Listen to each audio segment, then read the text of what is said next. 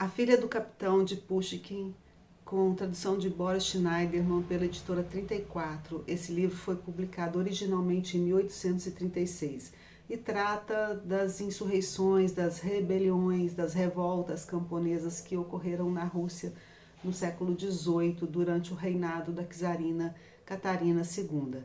Catarina II assumiu o trono, subiu ao trono após o seu marido, o Pedro III, ser deposto e morto.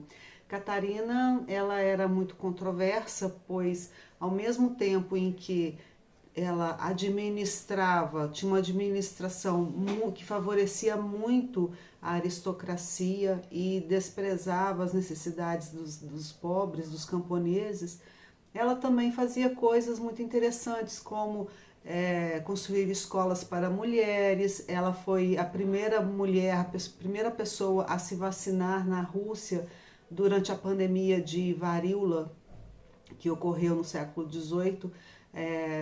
A vacinação não era como hoje, ela era feita através da inoculação do pus retirado de uma ferida de uma pessoa acometida pela varíola, e esse pus seco ele era inserido na pele da pessoa que seria vacinada. E Catarina se vacinou e vacinou os filhos também, dando exemplo ao povo que também buscou essa proteção, né?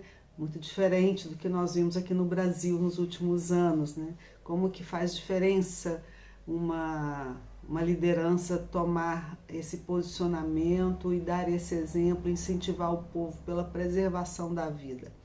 Pois bem, o livro então trata desse período do reinado da Catarina, quando ocorrem essas insurreições. Nesse período, o Pedro III ele já havia morrido, ele foi assassinado. E apareciam muitos impostores se passando por ele, né, dizendo-se Pedro III. E um desses impostores se chamava Pugachev. Então, a história ela atravessa esse período no qual o Pugachev, que às vezes é chamado de rebelde, de revolucionário, de insurgente e até de usurpador, porque o Pugachev ele queria depor Catarina e ocupar o trono. Então, são várias formas de percebê-lo, né? Pugachev ele tinha consigo o apoio dos camponeses, dos operários, das pessoas mais pobres, nem sempre por vontade própria, às vezes através da violência que ele empreendia junto a essas pessoas, obrigando-as a segui-lo no seu bando. Então, essa história, ela vai reunir, ela é muito interessante, porque ela vai reunir personagens reais e também fictícios. É uma história, inclusive aqui no final do livro, eu não consegui saber exatamente se esse livro fez parte dos arquivos, se essa história constava dos arquivos que o Pushkin investigou, porque aqui no final do livro ele diz em algum lugar que aqui termina a história que eu recebi de alguém que me contou e tal. Porque o Pushkin, ele na verdade, ele estava escrevendo um livro sobre Pedro o Grande. Era esse o objetivo dele. Ele ia fazer uma historiografia e ele teve o consentimento do Nicolau I, já no século XIX, para poder investigar os arquivos e fazer esse livro, fazer a história, né? Mas quando ele começou a investigar os arquivos, ele se deparou com esse tema das insurreições camponesas e se interessou muito. E lá ele encontrou esse personagem, o Pugachev. E ele encontrou o Pugachev que havia simplesmente sido apagado da história, porque quando o Pugachev é preso e morto, Catarina dá um jeito de apagá-lo. Ela some com todos os relatos, com todos os registros, faz desaparecer tudo para que a história não preserve o nome desse dito usurpador. Até mesmo o rio onde o Pugachev percorreu com seu bando, ela manda trocar o nome do rio e passa a ser o rio Ural. Então, o Pushkin, ele encontra o Pugachev, vai investigar e escreve um outro livro que se chama A História de Pugachev, e de forma complementar ele também escreve esse romance histórico que é A Filha do Capitão. O Pugachev, ele era tido como um bandido, né? Ele era um cossaco, ele invadia as aldeias, as fortalezas, tomava as fortalezas e ele matava todos os aristocratas, os fidalgos, os nobres, ele matava todos enforcados e libertava os servos, porque ele emitia decretos dizendo, ele se considerava o czar, ele se dizia o czar Pedro III. Então ele libertava as pessoas, ele prometia terras, e ao mesmo tempo tem aqui no livro outras versões, né, dos oficiais, dos fidalgos, que vão considerá-lo um bandido. Então é o mesmo personagem visto de formas diferentes. É interessante que aqui tem um outro livro que é do Tolstói, esse daqui, Contos Completos do Tolstói. Tem um conto aqui que se chama Como a Titia Contou para a Vovó que o bandido Pugachev lhe deu uma moeda de 10 rublos. É um conto muito engraçadinho que vai contar a história de uma menina que estava em casa com a sua criada e o Pugachev estava invadindo aquela aldeia e ele entrou dentro da casa dela e quebrou tudo, comeu, ficou lá vários dias com seu bando e na hora de sair ele deu a ela uma moeda. Aqui no título fala 10 rublos, mas lá no conto fala 10 kopecks, que seriam os centavos do rublo. Então, nesse conto tem duas coincidências em relação ao texto do Pushkin. Uma delas é o fato do Pugachev ser retratado aqui de uma forma muito humana, de uma forma carinhosa. E a outra coincidência que eu vejo é que quando o Pugachev chega, as mulheres vestem as crianças com andrajos, com roupas de camponesas, porque ele matava todos. Era dito que ele amarrava as pernas das crianças, filhas dos fidalgos, e rodava pelo ar e matava as crianças rodando pelo ar, batendo nas paredes. Mas ao mesmo tempo, aqui o Tolstói está falando sobre o Pugachev, né, como alguém que tratou bem essa criança e deu até uma moedinha para ela.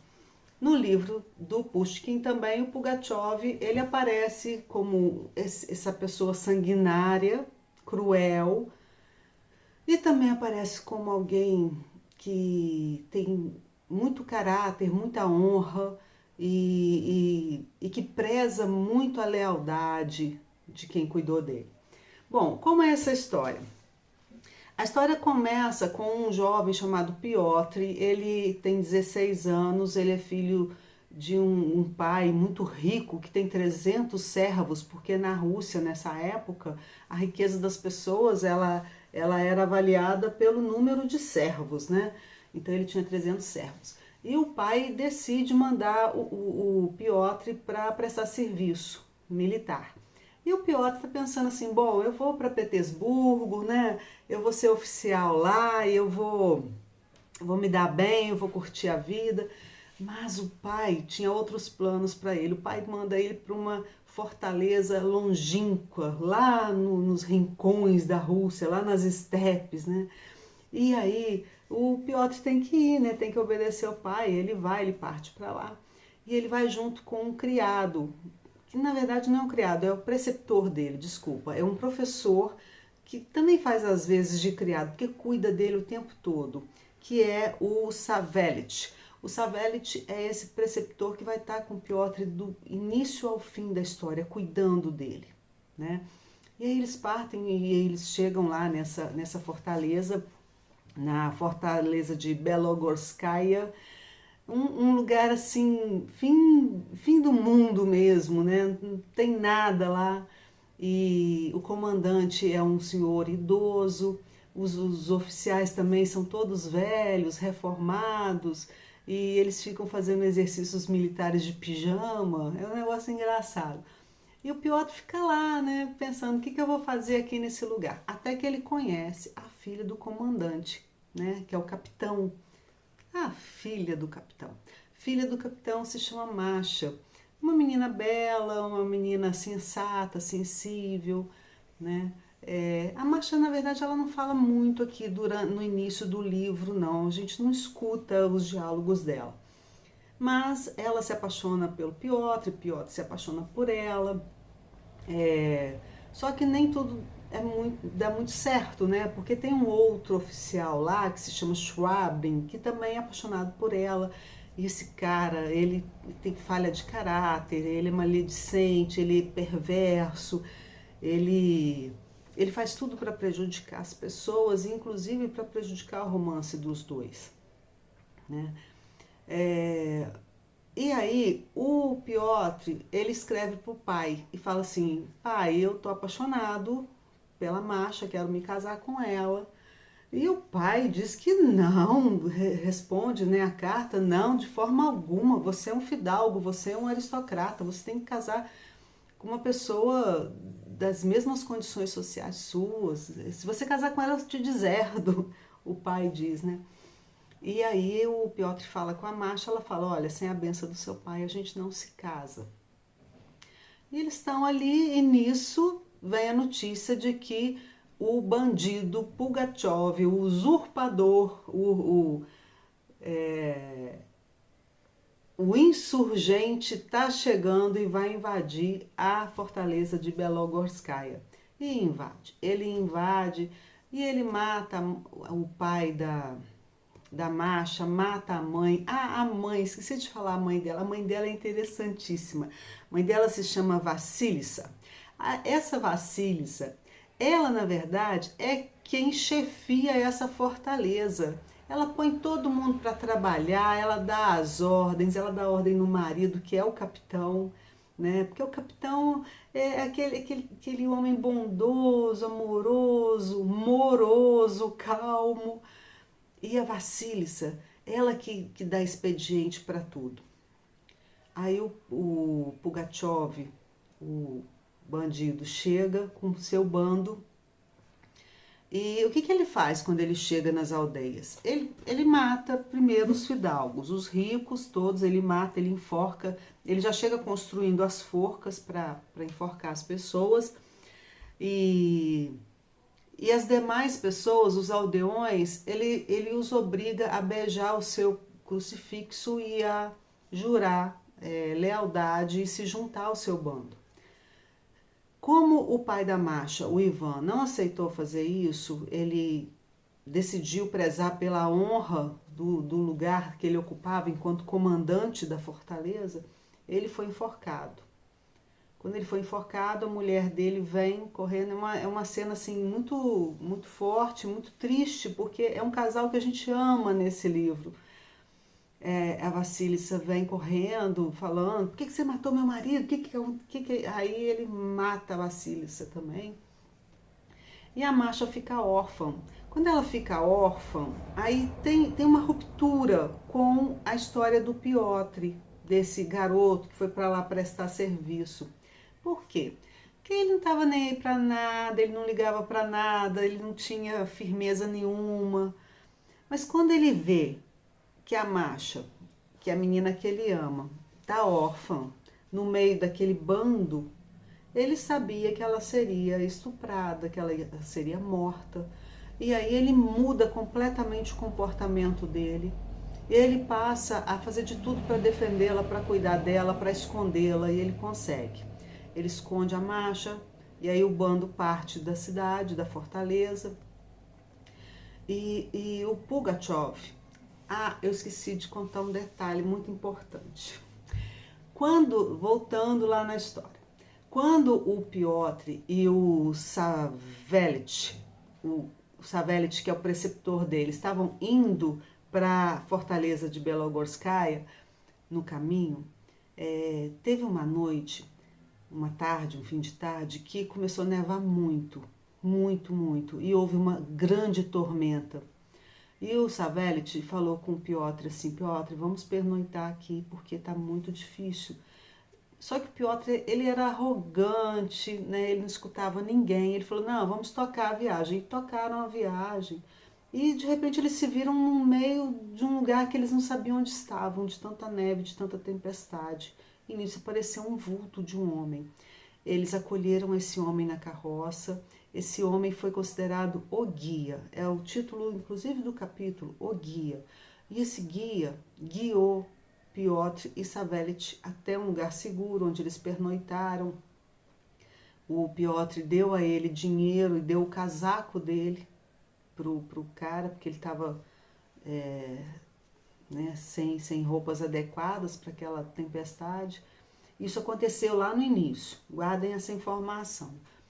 Pois bem, quando o Pugachev está lá na fortaleza de Belogorskaya, que matou o capitão, matou a mulher do capitão, Masha está escondida na casa do padre, e aí ele vê o Piotr e manda chamar, vai enforcar o Piotr também. Só que ele reconhece o Piotr, porque o guia, na verdade, que o Piotr salvou lá no meio da tormenta, era o Pugachev, tá?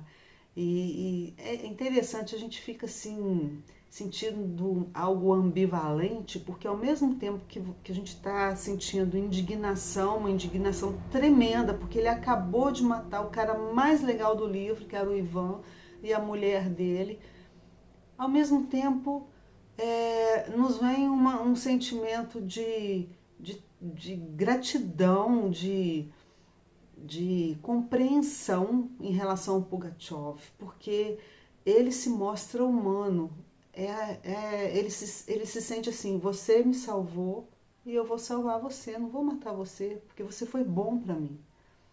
Mas isso não é dito, né? A gente que vai percebendo. Aí o Pugachev manda o Piotr para uma outra fortaleza para avisar, olha, avisa lá que eu tô chegando, que eu vou tomar a fortaleza também. E o Piotr vai, e o Pugachev vai com seu bando depois. E vem uma notícia depois que lá na fortaleza de Belogorskaya, onde a marcha ficou, o Pugachev tinha nomeado como comandante daquela fortaleza aquele oficial maledicente, sem caráter, que era o Schwabin. E esse Schwabin que era apaixonado pela Masha. E ele toma a Masha e leva para dentro de casa e quer obrigá-la a se casar com ele. O Piotr fica sabendo disso e parte, abandona a fortaleza onde ele está servindo, Orenburg, lá na frente, e volta para Belogorskaya para salvar a Masha, sem falar com o comandante dele, sem nada. Vem. E quando ele está vindo, ele no meio do caminho se encontra com Pugachev. Pugachev o ajuda na viagem, o ajuda a salvar a Masha, né? E aí o Piotr pega a Masha e o Savelit, que é o preceptor, e eles partem para a casa do pai de Piotr, que não tinha aceitado o casamento, né? Mas do jeito que estava o mundo, foram para a casa do pai, né? No meio do caminho, ele se encontra com outros oficiais que também estão lutando contra o Pugachev e ele considera uma questão de honra dele continuar na batalha e manda a Masha sozinha. E Masha vai para a casa do pai, ele volta para a batalha e tal. Bom, e nisso chega uma ordem de prisão para o Piotr. Por quê? Porque o Piotr é considerado um desertor, porque ele saiu da fortaleza sem avisar o comandante e ele foi visto junto com o Pugachev. Então ele é considerado um desertor e um traidor. E ele é condenado à morte, né? Mas aí a czarina Catarina II, em consideração ao pai dele, que prestou grandes serviços à Rússia e tal, ela comuta a pena de morte em prisão perpétua na Sibéria. E nisso o Piotr já está conformado, né? Ele já era outra pessoa. O amor dele pela Masha o transformou completamente. Ele deixou de ser egoísta, arrogante, leviano, e ele se torna um homem, né? Ele pensa, eu vou passar o resto da minha vida preso na Sibéria, mas Masha está viva e vai ter uma vida e está bem, né?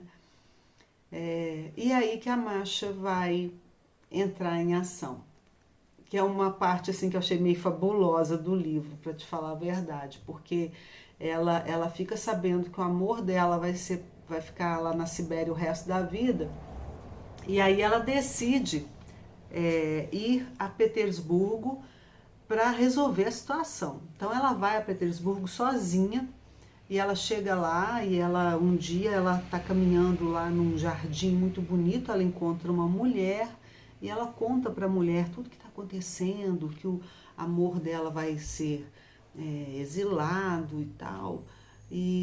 Na verdade, essa mulher que ela encontrou no jardim era a Czarina Catarina II. Aí eu achei, puxa, que aí você apelou, né? A imperatriz está lá no jardim passeando sozinha e encontra uma filha de um oficial. E achei demais, mas tudo bem, foi isso que aconteceu. E aí a Czarina perdoa por vez o Piotr e ele é liberto, né? Ele se casa com a Masha, né, e são felizes para sempre.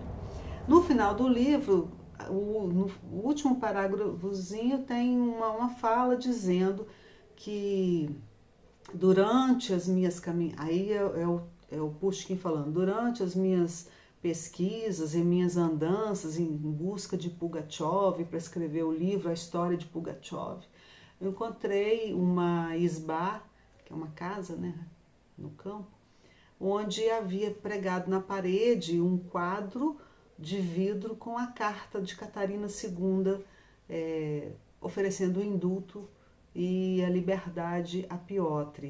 Então, o livro termina, a gente não sabe muito bem, né, se é ficção, se fazia parte dos arquivos históricos que o Pushkin pesquisou, a gente não sabe.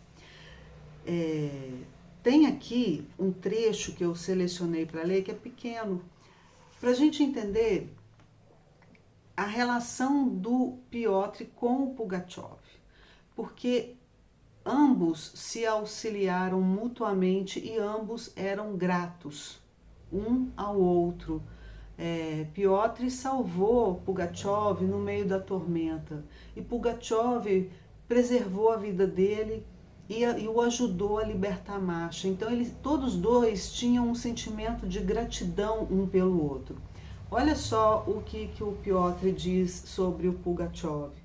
Ele diz assim: não posso explicar o que sentia ao separar-me desse homem terrível, que era um monstro e um malfeitor para todos, menos para mim. Por que não dizer a verdade? Naquele momento sentia-me preso a ele por um forte sentimento de compaixão. Desejava ardentemente arrancá-lo do meio daqueles malfeitores por eles chefiados e salvar a sua cabeça enquanto era tempo. Quando ele soube que o Pugachev ia ser enforcado, ele foi preso em Moscou e foi morto. Então, é um livro que te provoca emoções muito contraditórias o tempo todo, ao mesmo tempo que você é favorável ao que está acontecendo, você também não é, você tem sentimentos, o Pushkin nos leva a ter sentimentos, a ter afetos por Pugachev e também repulsa por ele, né?